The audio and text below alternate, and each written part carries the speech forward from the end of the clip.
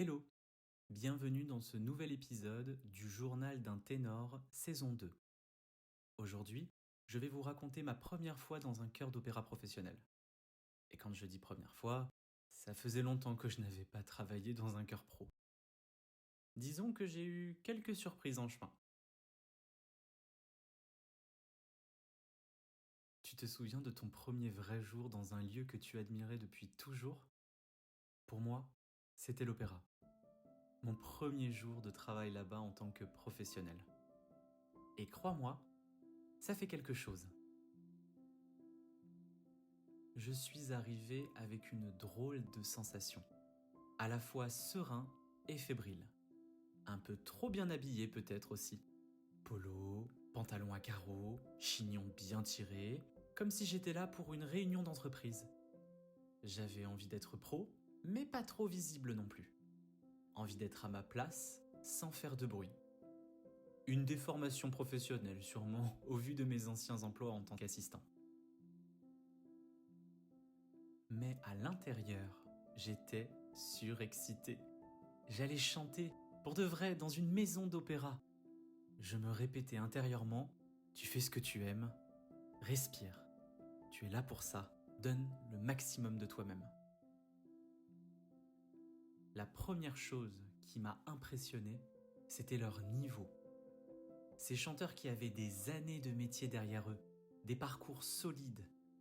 Moi, je débarquais.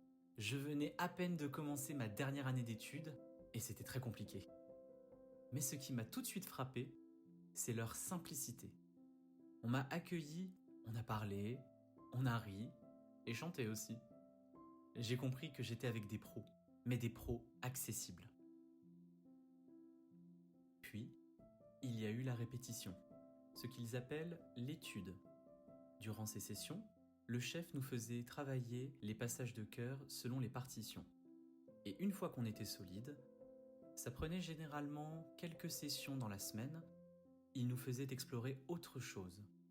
En chantant, plus doux, plus puissant, plus lent, plus rapide, plus lié, plus piqué. C'était un véritable entraînement physique vocal. Il nous préparait à tout pour que le jour où le chef d'orchestre prendrait la main, on soit prêt et flexible. C'est à ce moment-là que j'ai compris que j'étais rentré dans un autre monde. Pas sur une autre planète, mais dans un autre univers où la rigueur se mêle à une vraie liberté. Le chœur, c'est un drôle d'espace. Tu dois t'intégrer au son collectif, t'aligner et t'effacer parfois, mais sans disparaître. J'avais peur de ça au début, surtout en tant que ténor où on est souvent peu nombreux dans les chœurs, amateurs je veux dire. Tu dois te donner à 200% tout le temps, mais si tu forces trop, tu te fatigues. Alors j'ai appris à m'aligner sans me trahir. J'ai écouté les autres, le chef et les collègues.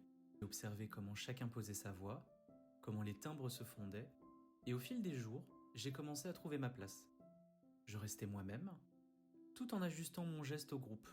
C'était technique, bien sûr, mais aussi émotionnel. Parce qu'au fond, même dans une masse vocale, on peut rester soi-même. Puis, il y avait la scène. Faire un peu de théâtre, bouger, s'incarner. Ça m'a permis de me reconnecter avec ce que j'aimais dans le chant. L'expression, le corps et le jeu.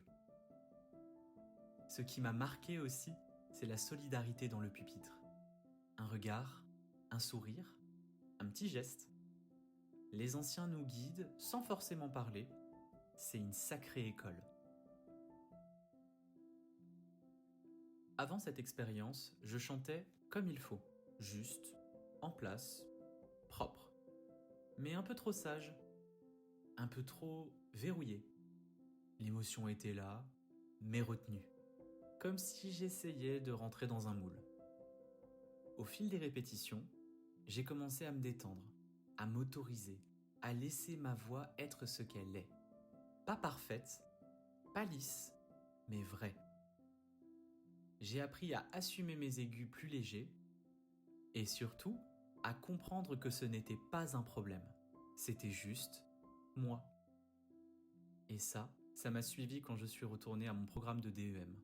J'étais différent, plus stable, plus sensible, plus conscient de mon outil, mais aussi dans mon intention. Et puis, il y avait cette joie, faire enfin ce que j'aime en étant payé pour ça. C'était pas juste un métier, c'était un soulagement, une victoire. Je pense souvent à cette première production. Les décors, la mise en scène, les voix, les collègues. J'y ai laissé la peur de ne pas être à ma place et prêt. Et j'y ai trouvé la preuve que je l'étais.